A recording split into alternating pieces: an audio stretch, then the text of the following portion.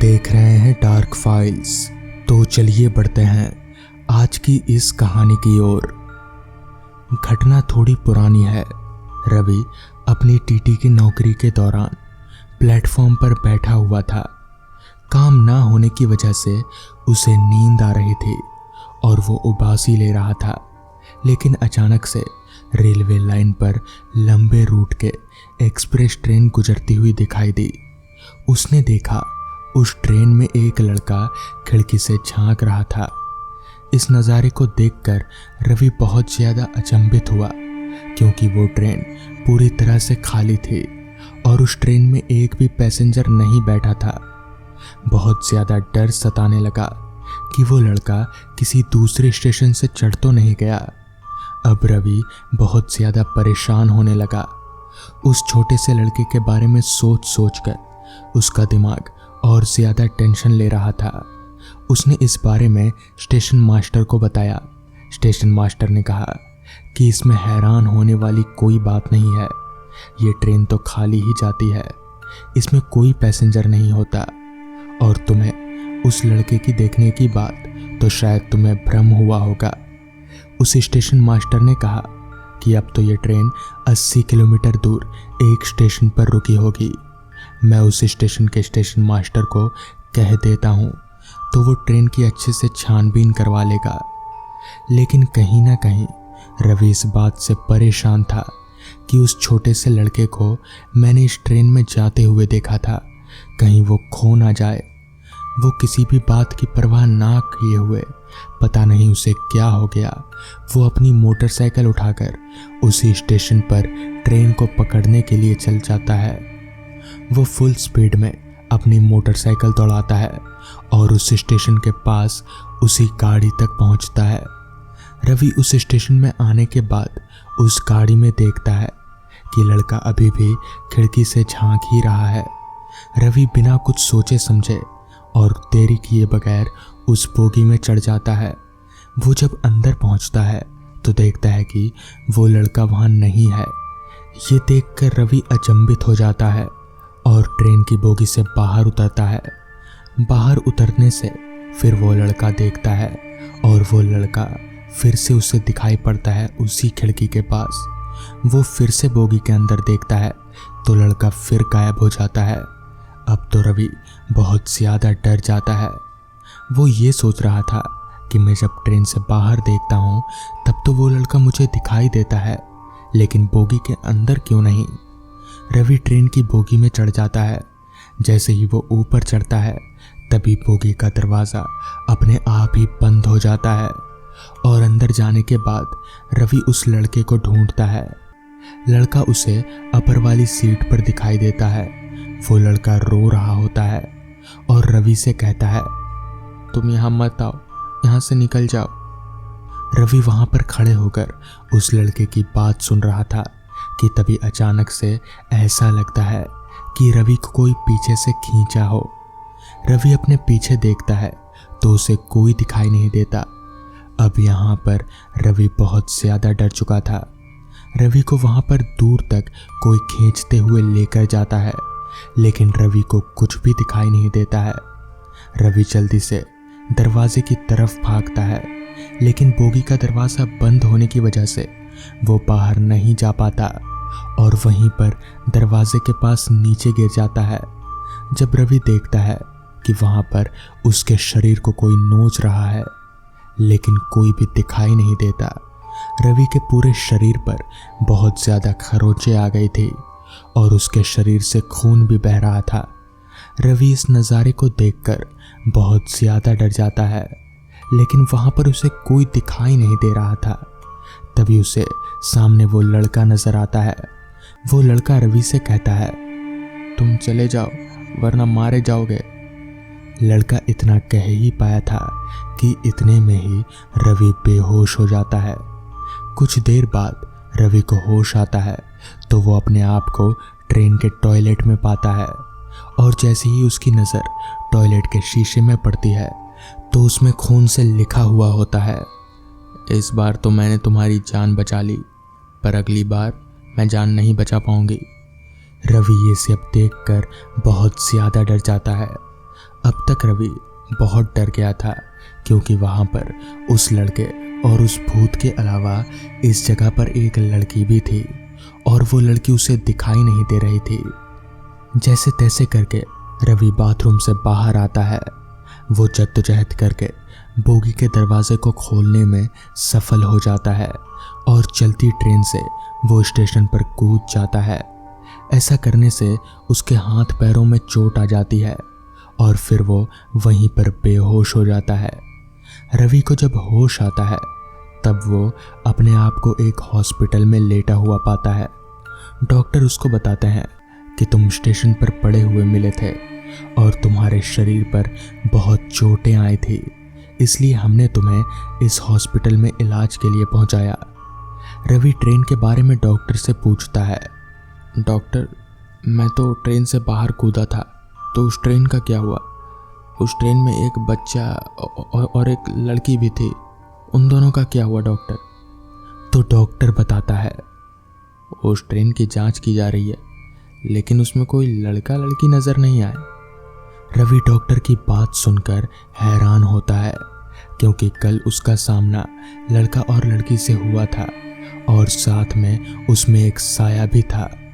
लेकिन डॉक्टर ये बात क्यों नहीं कह रहे हैं कि उसमें कोई भी था? कुछ दिनों बाद रवि अपने काम पर वापस आ जाता है, मगर उसके दिमाग में कई सवाल चलते रहते हैं। इस ट्रेन में अक्सर वो उन दोनों बच्चों को क्यों देख रहा है और किसी को वो बच्चे क्यों नहीं दिखते हैं?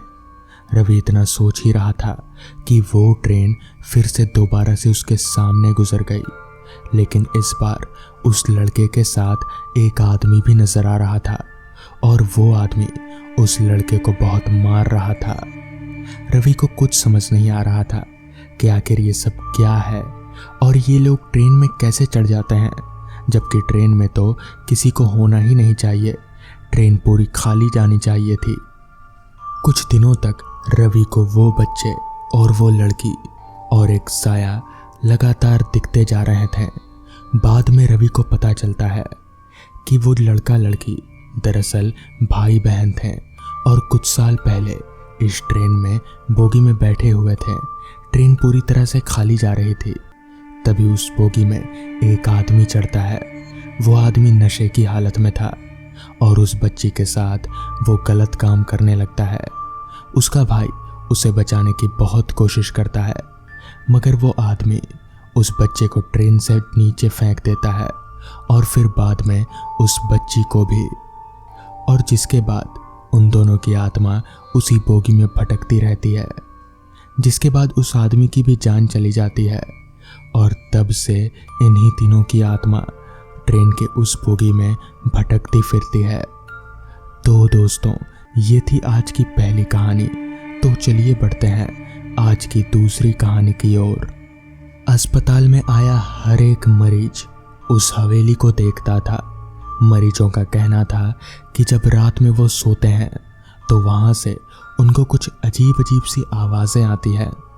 दिन में कभी भी आवाज़ आ जाती है और अब रात में तो आवाज़ आना रोज़ का हो गया है। मरीज हवेली से लगे इस अस्पताल में नहीं आना चाहते हैं, लेकिन आजकल अस्पतालों में फैल रही कोविड के कारण जगह जगह मिल जाए, जहाँ जगह मिल जाए लोग वहीं अस्पताल में आ जाते हैं। इसलिए जिसको जहाँ ऑक्सीजन और पलंग मिल रहा था वो वहीं एडमिट हो रहे थे। अस्पताल का चौकीदार बता रहा था कि ये बहुत ही 100 साल पुरानी हवेली है। चौकीदार के पापा ने उसको बताया था कि यह हवेली, कभी इस हवेली के पास मत जाना, लेकिन मजबूरी थी और उसकी नौकरी इसी अस्पताल में हुई और परिवार का पेट पालने के लिए इस अस्पताल में नौकरी करनी ज़रूरी थी। एक मरीज आया, वरुण, जो 15 दिनों से अस्पताल में भर्ती था और हर रोज हवेली में आने वाली तरह तरह की आवाज़ों को सुनकर परेशान हो रहा था। उसने चौकीदार काका से हवेली के बारे में जानने की इच्छा जाहिर की।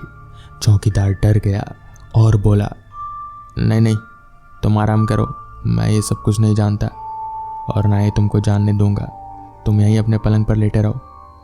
वरुण ने अपने पलंग के बगल वाला पलंग भी देखा, जो 10 दिन पहले ही उसका दोस्त तरुण छोड़कर चला गया। उसको ऑक्सीजन नहीं मिली, इसलिए वो मर गया। अब उस पलंग पर एक आंटी लेटी हुई थी। इनसे तो वो कुछ कह भी नहीं सकता था। अब उसने आसपास देखा तो उसके हम उम्र बहुत ही सीरियस हालत में थे, इसलिए वरुण ने किसी से कुछ नहीं कहा और चुपचाप अपने पलंग पर लेट गया। रात के 12 बज चुके थे। वरुण इंतजार कर रहा था कि 12 बजते ही आवाजें आएंगी, और अब आवाजें आना शुरू हो गई। वरुण उठकर बैठ गया, क्योंकि उसको जानना था कि ये आवाजें किसकी हैं और क्यों आ रही हैं। क्या इस हवेली में कोई कैद हो गया है या आत्माएं हैं जो चीख पुकार कर रही हैं। अब वरुण से रहा नहीं गया। वो उठकर सबकी नज़रों से बचकर अस्पताल से बाहर आ गया और हवेली की तरफ जाने लगा। जैसे ही उसने हवेली में कदम रखा कि हंसने की आवाज़ें आई और दूसरी तरफ से आवाज़ें आ रही थी। मुझे नहीं मरना है, मुझे बचा लो मुझे, ऑक्सीजन सिलेंडर दे दो, मुझे नहीं मरना है। ऑक्सीजन, इस तरह की आवाज़ें सुनकर वरुण का दिमाग घूम गया और वो हवेली के दरवाजे से वापस अस्पताल आ गया। उस रात अस्पताल आने के बाद उसे 2 दिन तक चैन की नींद नहीं आई, इसलिए अब वो ये सोचकर चला था कि चलो आज जो भी होगा वो उन आवाज़ों का सामना करेगा और जानने की कोशिश करेगा कि वो क्या कहना चाहती हैं। फिर से वो एक बार मौका देखकर रात में हवेली में घुस चुका था। हवेली के अंदर बहुत ही अंधेरा था, जिसमें उसे कुछ भी नहीं दिख रहा था। अपने मोबाइल की टॉर्च से अंदर जाने की कोशिश चल रही थी। वो जितने अंदर जाने की कोशिश करता, उतना ही उन आवाज़ों का शोर और ज़्यादा होता जा रहा था। चलते चलते जब वरुण को लगा कि अब वो हवेली के बीचों बीच आ गया है, उसने आवाज़ दी, कौन है यहाँ? अगर कोई दिक्कत है तो बताएं। उसने इधर उधर देखा, लेकिन कोई नहीं दिखाई दिया। उसकी निगाह सामने हवेली के एक कॉर्नर में पड़ी, जहाँ पर कोई अपना मुंह छुपाए रो रहा था। उसने पास जाकर कहा, कौन हो तुम और यहाँ अंधेरे में क्या कर रहे हो? चलो मेरे साथ। उस रूह ने जब अपना मुंह ऊपर किया तो वरुण उसे देखकर पीछे की तरफ गिर पड़ा और संभलते हुए बोला, तरुण, तुम यहाँ? तुम तो 10 दिन पहले मर गए थे, तो इस हवेली में क्या कर रहे हो? तरुण चीखते हुए बोला, मैं मरा नहीं था, मुझे मारा गया था। इस पर वरुण बोला, क्या मतलब? फिर से तरुण बोला, उस रात जब हम दोनों इस हवेली से आती हुई चीखों की आवाज़ सुनकर सोए थे, उस रात एक वार्ड बॉय ने आकर मेरा ऑक्सीजन सिलेंडर निकाल लिया और अपने साथ ले गया। शायद किसी को बेच दिया उसने। और जब मेरी नींद खुली तब मैंने कहा भी कि मुझे सांस नहीं आ रही है। तब उसने मुझे अपने साथियों से कहकर इस हवेली में फेंकवा दिया और कुछ घंटों में ही मैंने दम तोड़ दिया। इस पर वरुण बोला, तुम्हें मारा गया था? मैं यकीन नहीं कर सकता कि हॉस्पिटल वाले ऐसा कुछ कर सकते हैं। तभी तरुण बोला, अपने पीछे देखो, यहाँ कितने लोगों को धोखे से मारा गया है, सब तड़प रहे हैं। इसलिए हम सबकी रूह यहाँ इस हवेली में तड़प तड़प रख कर चीखें निकालती हैं। हम हमारे हत्यारों को सज़ा ज़रूर दिलवाएंगे। जिसके बाद वरुण वहीं से सीधे पुलिस स्टेशन गया, क्योंकि वो जानता था कि अगर वो हॉस्पिटल गया तो शायद कभी निकल नहीं पाएगा। और वहाँ जाकर उसने पुलिस वालों को सब कुछ सच सच बता दिया। जिसके बाद हॉस्पिटल में आकर छानबीन की गई और बहुत से लोगों को सस्पेंड किया गया। तो दोस्तों, ये थी आज की कहानियाँ। अगर आपको ये कहानियाँ पसंद आई हो तो वीडियो को लाइक और चैनल को सब्सक्राइब कर दें। तो मैं आपका दोस्त आर्यन जल्द ही मिलूँगा आपसे ऐसी ही नई कहानियों के साथ। तब तक के लिए अपना ख्याल रखें।